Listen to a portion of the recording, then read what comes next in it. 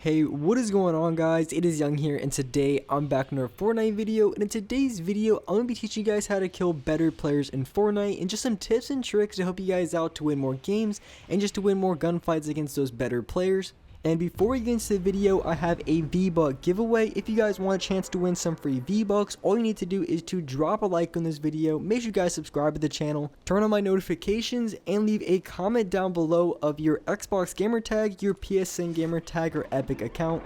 And as well, if you guys don't already, make sure you guys have me added and supported as a creator. It's super simple to do. All you need to do is go to the item shop, then just tap X and hit support a creator, and then type in my code. It's the same as my gamer tag. Just type in Young Humor and you will have me added and supported as a creator.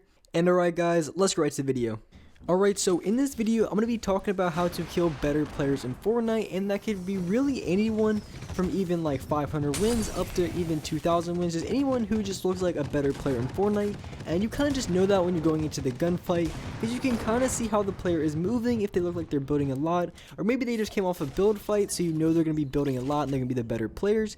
But I do have a few really good tips when it comes to fighting better players in Fortnite, and just some different ways to outplay them that are really effective and something that I do every single game. Because of course you want to handle a situation different if you're fighting a newbier player, or if you're fighting a really good player.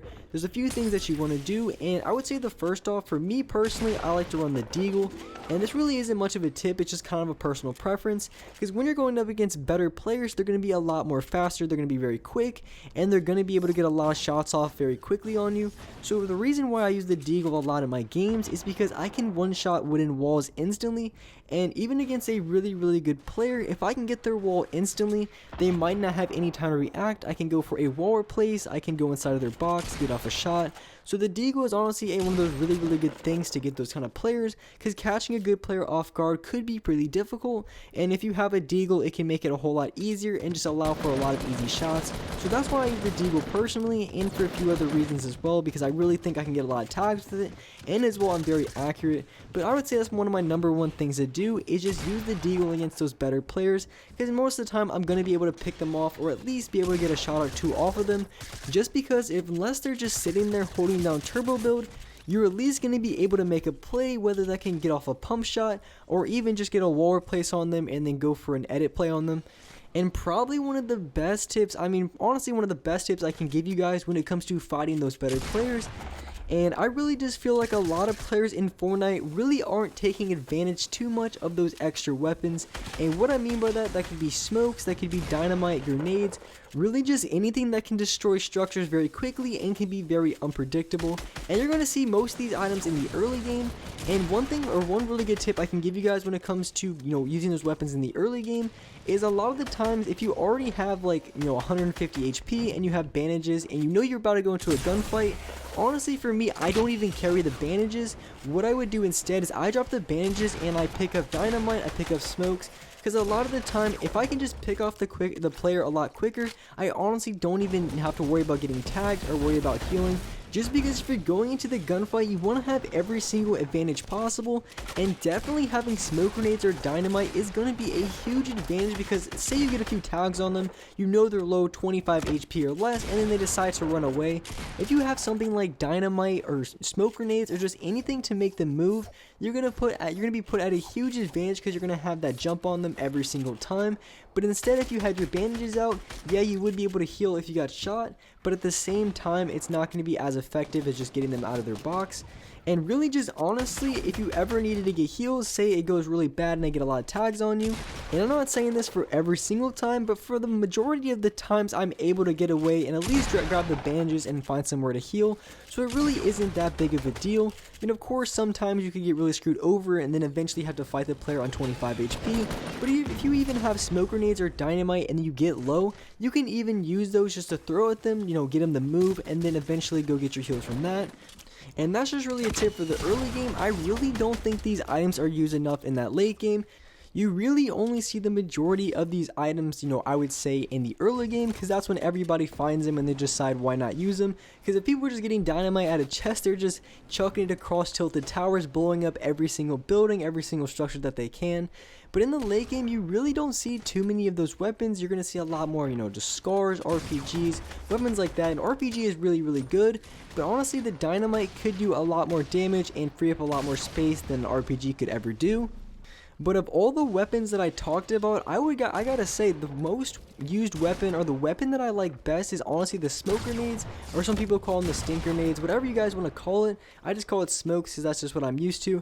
But that grenade is one of my favorites to use, just because it gets people to move, and they have to move every single time, because I think it does about 5 damage a second. So unless they're going to be moving from that situation, they're going to get absolutely hammered again and again. And really my favorite way to use it is after I already have them kind of low. So most of the time that's what people are going to do. A lot of people play really, really aggressive until you get a few tags on them. And as soon as you tag them up a little bit, they're going to go into a box, try to get some heals off or whatever. But if you have smoke grenades and you just chuck a smoke grenade and then they have to move, it's going to get really, really annoying for them, and it's going to give you a wide open shot. Because like I said, if you throw a smoke grenade at someone, and especially if they're low, it's going to make it for a really easy kill, because once you throw that smoke grenade, they're going to have to move every single time. If not, they're going to die to the smoke grenade. And I've even had a lot of kills with the smokes. I just had some guy who was completely one shot. I saw them boxed up trying to go for a heal, and I just chucked one smoke at him. Because most of the time when you chuck at least one smoke and they're already boxed in, most players, you're going to get at least 20 to 25 damage off on them before they move. And it really isn't that effective to throw multiple smokes. The best way to use them is honestly, so they would box in, you throw one smoke, it does like 20 or 30 damage. And then of course, they're going to try to get off in even more heals. So they're going to go to a different box. And as soon as I go through a different box, I'm going to chuck another smoke grenade. It's probably one of the most annoying things ever, because they're trying to get off all their heals, they're boxed up, and I'm just throwing a smoke at it. Then they switch, I throw another smoke and switch, and I throw another smoke, and it's just eating at their HP. And then eventually when I go to challenge, I'll have the Deagle, I just Deagle their wall, and then it leads for a very, very easy kill, because they don't have any HP left over, just because I threw so many smokes at them. And one thing that I've talked about in a previous video, I'm not sure how many videos it was ago, but one thing that I really started to use a lot is the redeploy gliders. And this is something that you have to be very careful of, because when it comes to the gliders, if you're not careful, if you use it too early, you're going to get absolutely destroyed. And this is one of the reasons why I don't use it too much in a pop-up cup, because people like there are very, very accurate. And if you're in the air for too long, or any kind of slowness in the air, you're going to get beamed out of the air every single time. I mean, I've had so many times where I've had 150 HP and I'm just trying to get out of the air. I'm not really trying to stay in it, and I would lose all of my HP, get down to 20, or maybe even die mid-fall. So when you're using the redeploy gliders, you definitely have to be careful that you're not gliding too slow or just being too exposed while you're gliding down. And the main reason why I would want to use it, because when you're going against those better players, they're going to be constantly building up, up, and up. But honestly, if you have gliders, you don't have to worry about any sort of fall damage. And because if you're just building up and you have redeployed gliders, most of the time they're not going to be having one. So honestly, you can even be building up and you have your teammate knock the entire structure down, and then you pull out your redeployed gliders.